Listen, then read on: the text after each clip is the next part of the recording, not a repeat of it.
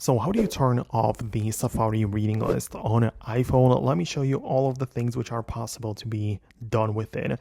Let's get started. If you're new here, most definitely subscribe so you never miss anything important. So the reading list is embedded into the functionality of the Safari browser. So if you don't like the websites that are stored there, you can go to your Safari, go to the bookmarks, and then scroll to the reading list. Use the two-finger gesture to select all of the different entries and just delete it. Make sure you don't use it. And next time you want to save a web page, you don't add it to the reading list, but instead save it to the bookmarks. This just makes sure that you don't utilize the reading list at all. One thing which you can turn off though is in the settings by going to the apps and at the bottom and then selecting Safari specifically.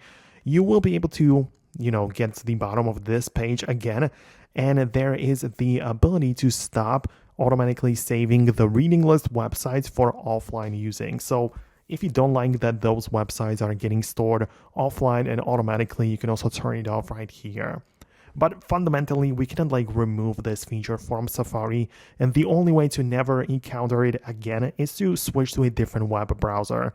A lot of people use Google Chrome, or even other ones are available on the App Store, and those perhaps might suit you better. So I hope I can explain it all to you well.